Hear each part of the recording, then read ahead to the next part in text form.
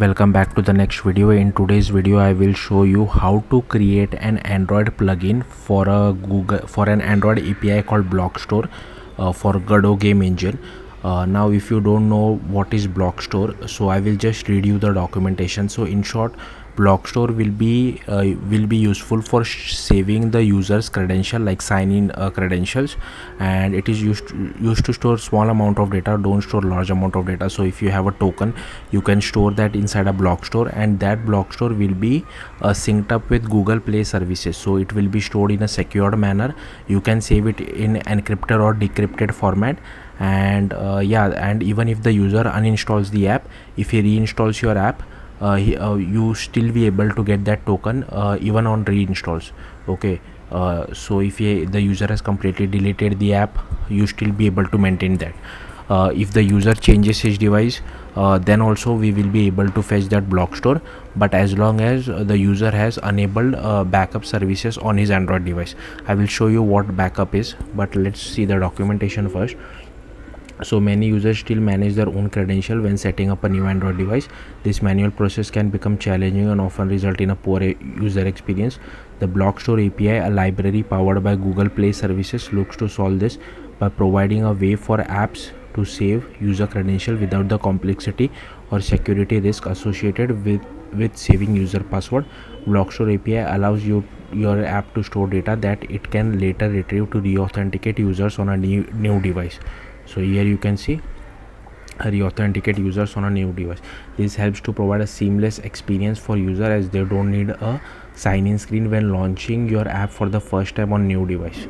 Like even for the same device, if the user reinstalls the app, this is still valid. Okay, and the benefits are encrypted credential storage, save tokens instead of username or passwords, and eliminate friction from sign-in flows, save users from burden of managing complex password and all that stuff.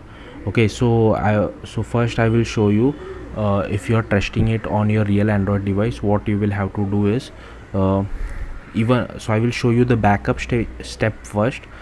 Even if you don't, the backup step is a manual step. Okay, so suppose if the user even he hasn't done that backup step, it's fine. You won't be able to retrieve that token or whatever you have saved in BlockStore once the user deletes your app or reinstalls the app or buys a new device. Okay, so as long as the user does not backup, suppose does not enable Google backup, and you will be able to store it into a BlockStore as long as your app is installed. Okay, so I'll just stop talking and I will just, so first to enable backup, the user will have to go to settings, then they will have to search for Google. Okay, will have to click on backup by Google one. Okay, so this is only helpful like if backup is available, you will be able to retrieve whatever is stored inside your BlockStore even after the app uninstallation or app deletion, or if the user purchases a new device. If he doesn't enable backup, it's fine. Your data will be still stored inside BlockStore as long as the user does not uninstall the app. Even if he uninstalls the app, you can just pop the sign-in flow again to the user, so no big deal. So let's get started. I'll show you the output first. So here I have few buttons. First one is save data in encrypted format, second is save in encrypted format, third is read unencrypted data which we have stored, fourth is read the encrypted data which we have stored, and fifth button is if you want to delete any kind of a key. So in BlockStore, data are stored in form of key value pair. So suppose if you want to delete a particular key, you can do that as well. And sixth button is delete all key. So first I will click on save unencrypted data. So it has saved my data. Okay, now I will save the encrypt, so I will try to read that unencrypted data. Okay, and also I'm using different key for storing unencrypted data, different key for storing encrypted data. Okay, so here I will read unencrypted. So this was the data I had sent. So if you go to my Godot game, here you can see I was storing this data. Okay, for encrypted data I am storing my password. Okay, you can pass any data, and this is the key name. So I will go back over here I will click on save encrypted data. So it has saved. Now I will read encrypted data. So it has read as well. Now I will delete one key. So once I press on delete one key, if I show you the again this, so here you can see on delete I'm deleting the first key, which is like I'm using this first key for storing this data in unencrypted format. Okay, so I will just click on delete one key. Okay, now that key has been deleted. If I try to read unencrypted data again, here you can see it is saying me empty. Now what I will do, I will again save data in unencrypted data button. I will press the unencrypted data button again. Okay, so the data has been saved, and the data was already saved for encrypted data as well. So what I will do now, I will uninstall the app. I will go over here. I will uninstall the app. I will come back to my project again and I will reinstall it. So if you have paid attention, I have uninstalled the app, but there was data present inside the first key as well as the second key. Like the first key holds the unencrypted data, second key holds the encrypted data. Now what I will do now, in reinstallation, I will read the data again without saving the data, because the data was already backed up to Google Play services, because I had enabled the backup feature. So it's installing. Like I don't know, this Godot engine hangs every time I install the APK on a real device. Like it completely hangs. I wish that wasn't the case. No, anytime now. So I will just show you my device. Like it is still not installed.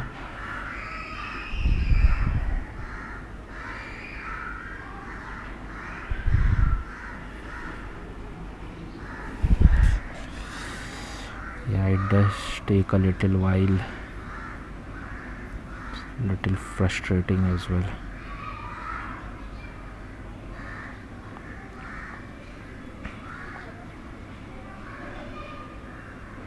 Like I'm purposefully not editing this part just so that you can believe me that okay, the data was successfully successfully saved once I uninstalled the app. So okay, here now it is trying to reinstall the app.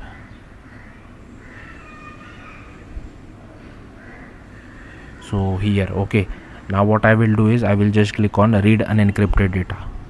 So here you can see the data was still persisted even after uninstallation, and if I try to read encrypted data, that was also persisted. So yeah, let's get started on how I implemented this. So first I have written all the steps in a cheat sheet, but if you want you can refer the Godot documentation as well. So first, create an Android project. I have already created it. It could be a Jetpack Compose project or it could be a empty views project, it doesn't really matter. Once you do that, you will so you will go to the Android drop down, and here you will have to right click, new module, Android library.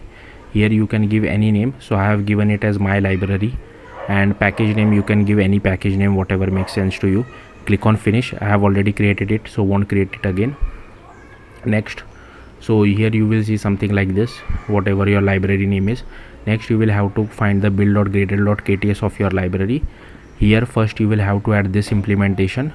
So currently I am using Godot 4.2.1 at the time of recording. If you are using higher version, make sure you search for Maven Central on what is the current version of this library. Okay, and here I am installing the BlockStore dependency as well. Next, just click on sync now, and here it should be available. Like click on sync now. Next you will have to go to Godot Android plugin, and here first you have to write this Godot Android plugin extend from Godot plugin. Here I have created our BlockStore client, and once our Godot setup is completed, I am initializing our BlockStore client as well. Next, I have given my plugin name as my BlockStore plugin, but you should give whatever makes sense to you. Also make sure you remember the plugin name because we will be using in few other places as well. Next, I'm also overriding this get plugin signals, because I'm getting the data for reading encrypted data, reading unencrypted data, saving unencrypted, deleting data, delete all data, failure. Okay, for saving you might think that I should pass a boolean, but I have tried boolean at least at the time of this recording boolean wasn't working for me, so I kept it as string. So next we mark this this annotation, like we use this annotation for any method whichever we will be using on the Godot side. So here for reading encrypted data, it just takes a key name, and it first we have to use requested keys. So here you can pass multiple keys as well, but I have kept it simple. Then we build a retrieve request using this retrieve bytes request.builder.setKeys.build. Then we use do client.retrieve bytes and do an on success listener. So and from that we get a map. If the map is empty, then I am sending as empty, because if you remember, if the user hasn't clicked on backup on his settings, and if he has uninstalled our app and try to read data, then he will get this empty. Okay, otherwise here you also get the key, but I have only one key, that's why I'm sending this value directly. But if you want, you can send the key value pair if you have a multiple things as well. Okay, and on failure listener again I'm sending a signal. Similarly for reading unencrypted data as well, it is more or less the same. Okay, so same thing I'm doing over here as well. Okay, nothing much. Now for saving encrypted data, so first we require a store request. Now this end-to-end encryption available, I think it is available from Android 9 or 10. You can refer the BlockStore documentation for that. Okay, and this is the way we are able to store our data in encrypted format. Okay, and here you can see I'm storing the backup to cloud as well. And then we are just doing an success listener and failure listener, sending the signal back. Okay, and similarly for save an encrypted data as well, only in unencrypted data we are not using this, but this is stored to Google Play services. Okay, so it is not stored within your app, it is stored on Google Play services. So Google stored on Google server, let them manage it. Okay, so here again I'm creating a store request, and using that I'm storing it on the BlockStore client. And if you want to delete a key, again get the requested key, then then create a retrieve request again, and then you can just call delete bytes, pass the retrieve request. Again I'm sending the signal depending on whether it was successful or not. And for deleting all the keys, you can just pass set delete all, create a delete all request, send it to our client, and call the delete bytes method. So that's it. Now let me just check what is the next step. So next you have to go to android manifest.xml, and you will have to add this bit of code. But here you will should write your own plugin name over here, and this should be whatever is your package name. So my package name is com.example.mylibrary, followed by the class name which you have defined, Godot Android plugin. Next, okay, we have to go to project directory. Okay, and inside your my library folder, create a folder called export scripts template, and here we have created a file called export_plugin.gd. and here I have just copy pasted everything from the Godot documentation. Only thing which you have to change is this plugin name. Also there is this one more thing which you won't find in the documentation, because we are adding this extra dependency of BlockStore to our build.gradle. That's why we have to specify it over here as well. Okay, so we have to write this get android dependency as well. And next we have to create another file called plugin.cfg. again I have copy pasted this from docs. Only thing which has been changed is this file name, this plugin name over here. Everything else remains the same. Okay, so we are done with this. Next what you will have to do is you will have to open your terminal, cd to your android project, do not cd to your library, and then you will have to run this command. Once you run this command, you can go to your android library, go to build, outputs, AAR, and here you should see 2 AAR files. In my case I have already copied it to my Godot project, that's why you are not able to see it. Okay, next you will have to create your Godot project. Inside that create a folder called add-ons. Inside that create a folder with your plugin name. Then inside that you will have to create a bin and inside bin you have to create two folders, debug and release. Now you can just copy paste these two AR files, go to your Godot project. So I will go to my Godot project, go to add-ons, go to over here, go to bin, go to debug, and copy the debug AR file to debug folder and release AR file to release folder, but make sure you replace the name with whatever your plugin name is. So this is my file name, my plugin name -release.ar. Similarly for debug folder as well, my plugin name -debug.ar. Next you will have to go to your plugin folder and copy these two files which we have created on the Android side. So if you remember, we had created these two files, export scripts template, so copy those over here as well. Okay, once that is done, let's see what's the next step. So I have already done this. Okay, next you will have to go to project settings, go to plugins and make sure you have enabled this. Okay, next also you have to go to project, click on install Android build template. I have already done that. Next go to export, click on add, click add Android, and inside Android you will have to click on this use Gradle build. Also at the bottom you might be seeing a button called fix import, so just click on fix import. I have already done that, and here you will have to enable the architecture depending on your Android device. If you don't know, select all four of this. Okay, so that part is done as well. Now go to, we are done with this. Okay, also go to editor settings, and you will have to add your debug key and Android SDK path as well inside your Godot project.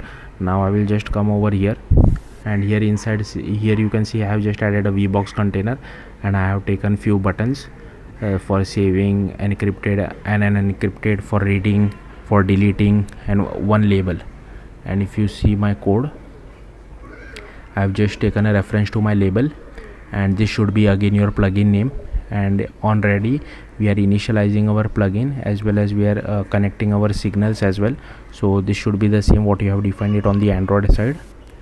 And here you can see I have created pressed function for all our button, and once the save unencrypted, then I am calling the save unencrypted method from our Android side.